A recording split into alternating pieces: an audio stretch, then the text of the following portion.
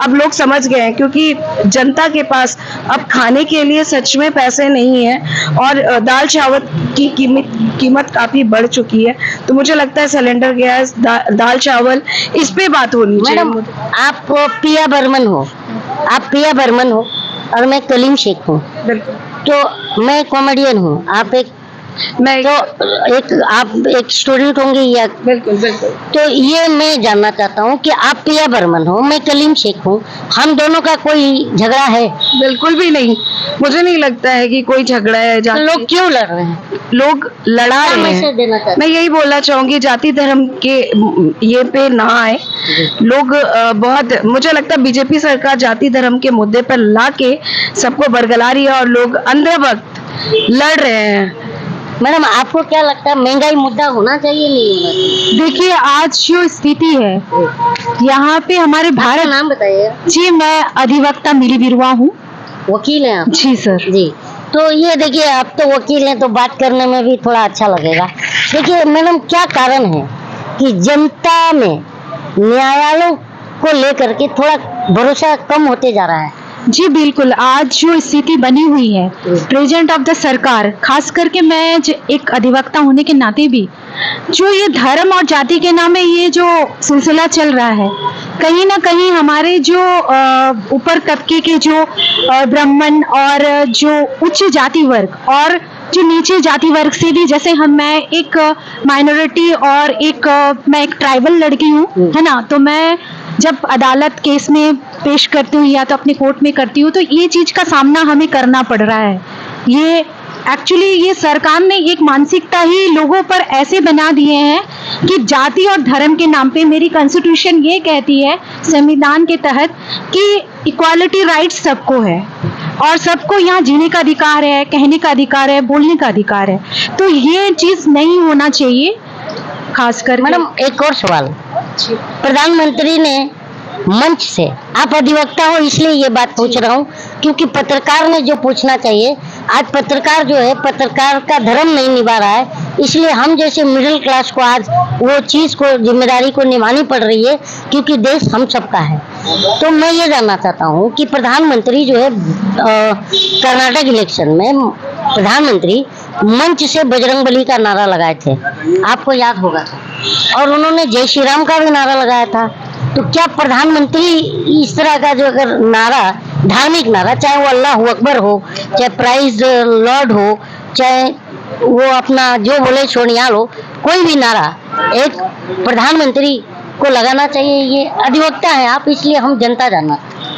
देखिए, प्रधानमंत्री अगर धार्मिक के नाम पे उनकी अपनी विशेषता, यानी अपने वो किसी भी गॉड को वो अपना प्रेयर कर सकते हैं, उसमें मैं कोई हस्तक्षेप नहीं करना चाहती। मंच से नारा लगा, लेकिन मंच से, हाँ, चुनावी बातों को मैसेज नहीं देना चाहिए, क्योंकि यहाँ पे भारतवर्ष में हर जाति, हर धर्म के, हर तबके के लोग रहते हैं और उनको कॉन्स्टिट्यूशन राइट है।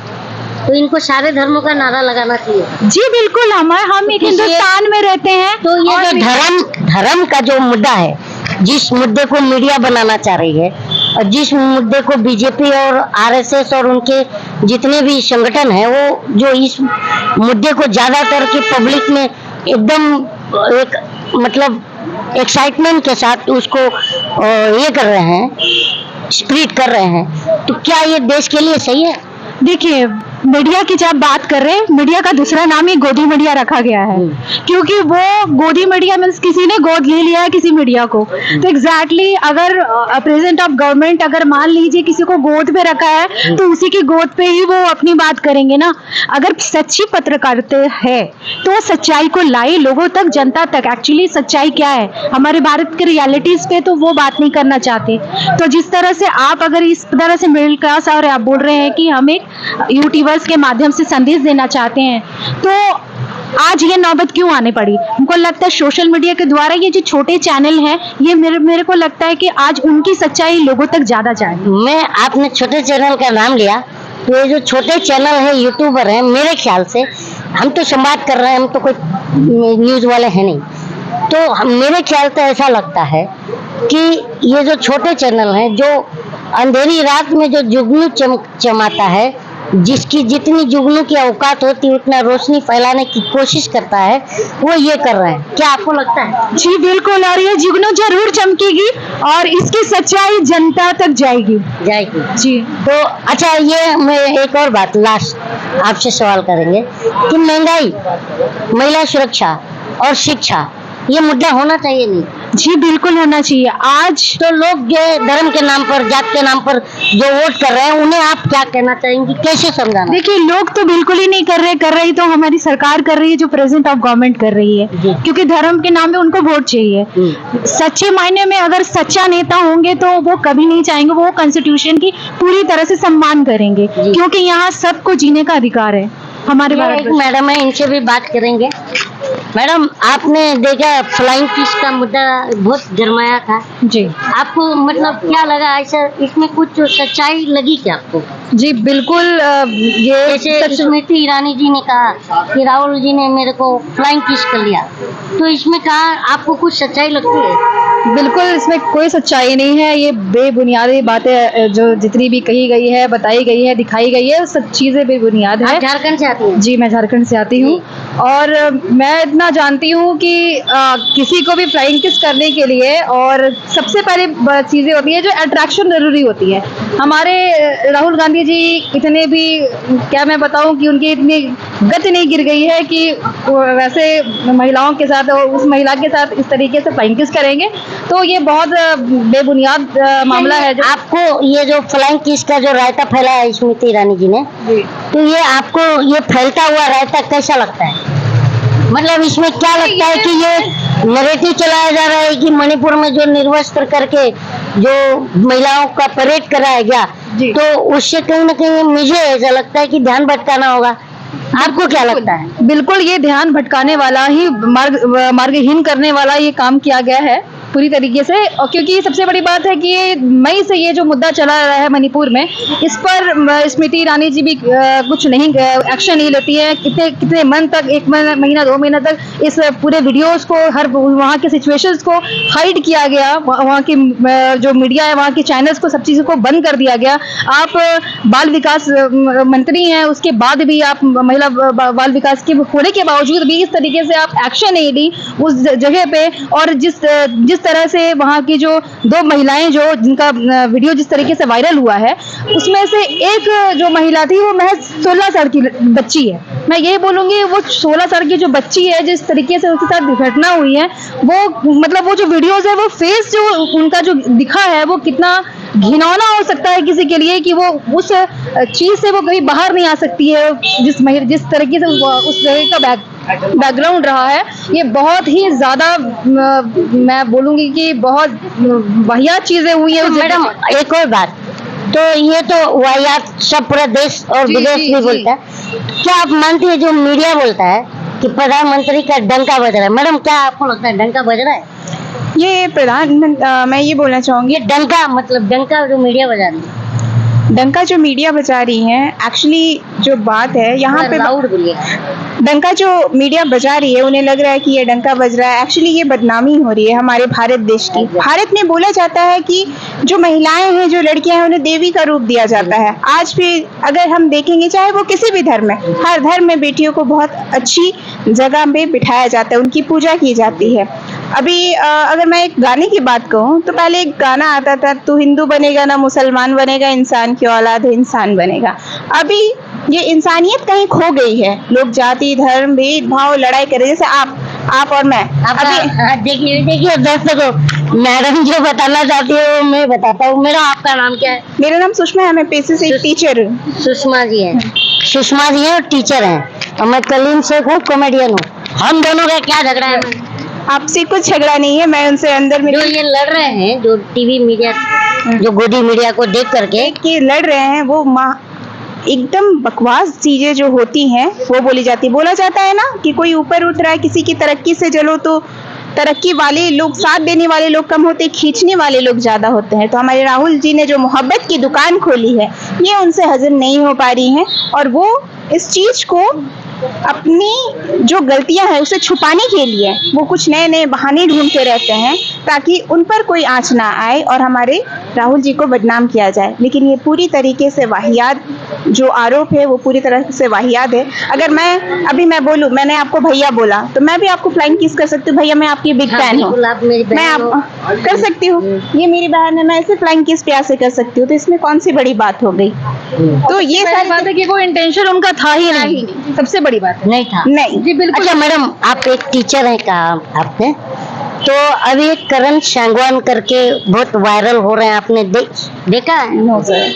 अन अकेडमी के टीचर थे। अच्छा। जी जी जी देखा करण सांगवान, उन्होंने सिर्फ ये कहा कि चुनाव में जो है पढ़े लिखे लोग कैंडिडेट चुनना चाहिए तो उनकी नौकरी चली गई, निकाल दिया। ये और इसी के पहले जो है पढ़े लिखे पर ही मतलब बवाल हुआ था कि काजोल, जानती हैं काजोल को?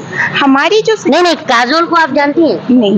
हीरोइन है। हाँ काजोल, हाँ जी जी जानती हैं? तो काजोल ने कह दिया था कि भारत में जो है हम पर अनएजुकेटेड जो पॉलिटिशियन है वो रूल्स कर रहे हैं, तो अंधभक्तों ने उनको दौड़ा लिया था। अंधभक्त जानती हैं आप? अंधभक्त जो मोदी जी के साथ चलते हैं, तो अंधभक्तों ने ट्रोल कर लिया था, दौड़ा दिया था। तो और अभी ये करण सांगवान का भी मामला सेम उसी तरह निकल गया। तो ये मैं जानना चाहता हूँ कि ये जो अंधभक्त प्रजाति है ये शिक्षित लोगों से डरती क्यों है? देखिए हमारा जो संविधान है उसने हमें कुछ मौलिक अधिकार दिए हैं। मौलिक अधिकार में हमें बोलने की स्वतंत्रता है, हमें बात करने की स्वतंत्रता है, हमें कहीं आने जाने की स्वतंत्रता है, धर्म मानने की स्वतंत्रता है। अब जब लोग अपने राइट्स को जानने लगेंगे, अपने अधिकार को जानने लगेंगे, तो उनके लिए ये बड़ा मुश्किल वाला वक्त आ जाएगा, क्योंकि लोग अपने अधिकार मांगेंगे। मैं एक महिला हूँ और महिला के मेरे क्या हक है, मैं अपने कानून के पास क्या मदद के लिए जा सकते हो, अगर मुझे ये पता है तो मेरे साथ कुछ भी गलत होगा तो मैं मुंह खोलूंगी। अगर मैंने कुछ शिक्षा में नया कुछ करने की चाहत की, बहुत सारी शिक्षा नीतियां आती हैं, बहुत सारी शिक्षा नीतियां इम्प्लीमेंट की जाती है, बहुत सारी नहीं की जाती हैं। अगर किसी पढ़े लिखे व्यक्ति को अगर मैं उस पद पर बिठा देती हूँ तो वो समाज की भलाई के लिए काम करेंगे, ना कि जातिवाद के लिए काम करेंगे। और समाज की भलाई के लिए काम वही कर सकते हैं जो समाज को अच्छे तरीके से जानते हो। और हमारा बोला जाता है कि हमारा तीसरा शस्त्र, अगर चौथी शस्त्र अगर मीडिया है तो पहली शस्त्र हमारा एजुकेशन है। तो बिना एजुकेशन के यहाँ किसी भी देश की तरक्की नहीं हो सकती। भारत एक विकासशील देश है, इसे विकसित बनाने के लिए हमें एजुकेशन को आगे बढ़ाना होगा। और आज अगर हम बाहर विदेशों की बात करें तो वहाँ एजुकेशन सिस्टम अच्छा है, जिसकी वजह से सारी चीजें अच्छा। और एक बात आपको से हम जानना चाहेंगे कि प्रधानमंत्री और बीजेपी ये सरकार ये एक और आंकड़ा दिखाती है, न्यूज में भी दिखाती है कि इस समय जो है हम भारत जो है दुनिया की 5वीं अर्थव्यवस्था है। लेकिन मेरा ऐसा मानना है, और हम तो संवाद कर रहे हैं, तो मेरा ऐसा मानना है कि अगर 5वीं अर्थव्यवस्था होती विश्व की तो 2020 में जो वो आया था कोविड के पहले एक आंकड़ा आया था जिसमें ये बताया गया कि भारत में बेरोजगारी दर 45 साल के निचले रिकॉर्ड स्तर पर है। ये आंकड़ा जो है लॉकडाउन के पहले, ये नहीं बोल सकते कि लॉकडाउन करने के बाद बढ़ा। तो ये मैं जानना चाहता हूँ कि अब प्रधानमंत्री कह रहे हैं कि मैं तीसरी बार जीत के आऊंगा और दुनिया की तीसरी अर्थव्यवस्था बनाऊंगा, तो इस पर आप लोगों का जो है क्या है? अर्थव्यवस्था का मतलब पहले उन्हें समझना पड़ेगा। अगर यहाँ के युवा बेरोजगार घूम रहे हैं तो कौन सी अर्थव्यवस्था? हमारी अर्थव्यवस्था तो प्रधानमंत्री तो कह रहे हैं कि पकौड़ा बेचना भी रोजगार है। पकौड़ा बेच कौन सा रोजगार है ये? आपने सुना था ना? मैं ये बोलती हूँ रोजगार है, लेकिन जो एजुकेटेड है, जो एजुकेशन है, जिनका जो अपने एजुकेशन को प्राप्त किए हुए हैं, वो लोग कहाँ जाएंगे? वो लोग का अपना ग्रेजुएशन कंप्लीट है। इतने सारे युवा हैं जो भटक रहे हैं रास्ते में, हर लोग पकौड़े तलेंगे तो उनकी जनरेशन भी तो पकौड़े तलेंगी। आप क्या मानती हैं? मैं भी बोलना चाहूंगी कि सिर्फ पकौड़ा तलने से नहीं होगा। हम लोग इतने क्वालिफाइड है, मैं MBA की हुई हूँ, मुझे भी जॉब चाहिए। MBA और जॉबलेस है? हाँ बिल्कुल। दोस्तों, जिसका मैं बोल रहा था ना कि बेरोजगारी से जनता परेशान है, वो देखिए ये मैडम है सुषमा जी, पिया, 嗯 जी, 嗯 पिया बर्मन जी, ये MBA है और बेरोजगार है। 嗯 तो ये मैं जानना चाहता हूँ कि अब प्रधानमंत्री तो कह रहे हैं कि पकौड़ा बेचना भी रोजगार है। 嗯 तो बिल्कुल, मैं बोलना चाहूंगी कि हम लोगों के लिए भी मतलब हमारी सरकार जो केंद्र में बैठी हुई है, उन्हें इतने जो वादे किए थे कि मतलब स्टूडेंट के लिए कुछ लाएंगे, अभी तक तो कुछ नहीं है। जमीनी स्तर पे कोई बात नहीं। मैडम, आप स्टूडेंट के लिए वो बात ही कहाँ कर आप पकौड़ा क्यों नहीं बेच रही है? सर, प्रधानमंत्री ने कहा है। नहीं, प्रधानमंत्री का कितने पकौड़े बेचेंगे और कितने लोग खाएंगे, ये भी बता दीजिए मुझे। पकौड़ा बेचना ही है तो बोलिए ना अमित शाह जी के बेटे को पकौड़ा बेचने के लिए। उनको क्यों फॉरेन भेज करके पढ़ाया जाता है? अच्छा, एक बात मैडम आपसे जानना चाहूंगा, आप टीचर हैं, ये जो दंगे होते हैं, दंगे में नेताओं के बच्चे क्यों नहीं जाते हैं, जनता के बच्चों क्योंकि वो को? खौफ में रहते हैं। क्योंकि उन्हें बहुत अच्छे से पता है कि दंगे कहाँ करवाने हैं, कब करवाने हैं। दंगे करवाने वाले भी वही है। उन्हें अगर जनता से लगाव होता तो क्या जनता को वो भेजते? नहीं, वो भड़काने का काम करता है। आप तीनों भी युवा हैं, बिल्कुल। तो आप तीनों से आप सबके माध्यम से देश को क्या संदेश देना चाहेंगे आप सब लोग? मैं यही बोलना चाहूंगी कि जो आप इतने भड़काऊ जो भाषण देते हैं और जाति धर्म से ऊपर उठ करके आप रोजगार पे बात करें, आप शिक्षा पे बात करें, तो ये एक बहुत बड़ा पहल होगा। और अगर 2024 का चुनाव है, वो तो सबसे बड़ी बात है, वो हमारे हित में होगा, वो हमारी पार्टी ही जीतेगी।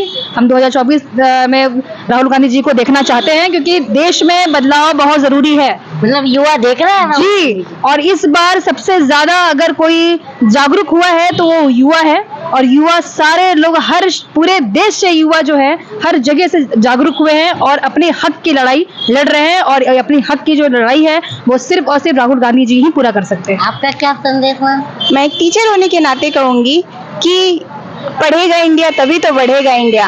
और हमारे संविधान के प्रस्तावना में भी लिखा हुआ है, हम भारत के लोग। तो हम जितने भी है, हिंदू, मुस्लिम, सिख, ईसाई, जितने भी, हमारा भारत ही है जो विविधताओं में एकता का देश है। इसे बर्बाद मत करो, यही हमारी खूबसूरती है और यही हमारी परंपरा है, यही मेरा ट्रेडिशन है। इसको एक विरासत की ओर लेके जाओ, ना कि भेदभाव के चक्कर में आप अपनी विरासत की खूबसूरती को खो दो। Thank you. आपका क्या संदेश? मैं सबसे पहली बात ये संदेश देना चाहती हूँ, जितनी भी युवा पीढ़ी है कि भटके ना और सरकार से आप क्वेश्चन करें कि हम लोगों को जॉब कब मिलेगा, और ये महंगाई पे जरूर बात करें। और सबसे पहली बात कि गर्ल्स पे तो विशेषकर बात करें, जो अभी हुआ है आप खुद देख रहे हो कि क्या चल रहा है।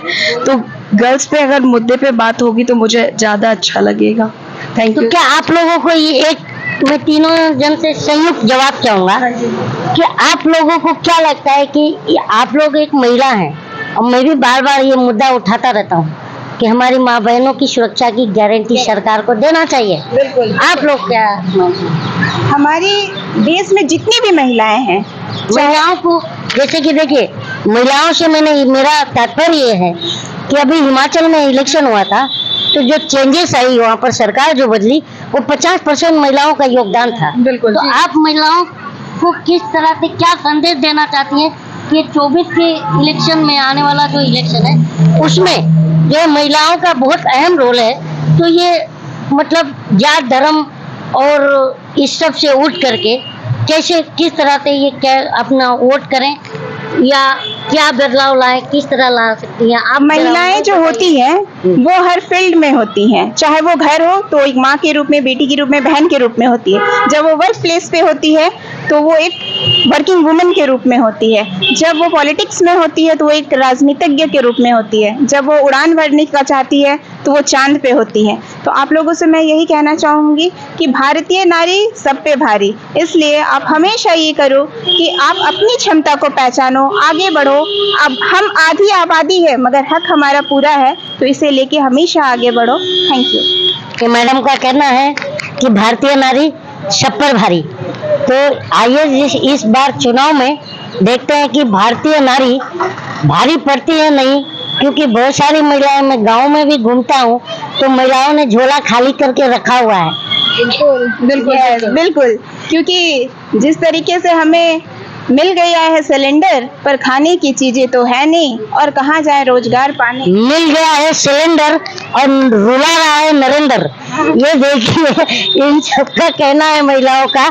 तो ये है मेरा जो मोटिव कि जागरूकता फैले, जात धर्म से उठो और शिक्षा, स्वास्थ्य, रोजगार, महिला सुरक्षा की गारंटी और बढ़ती महंगाई पर वोट करो। जय हिंद।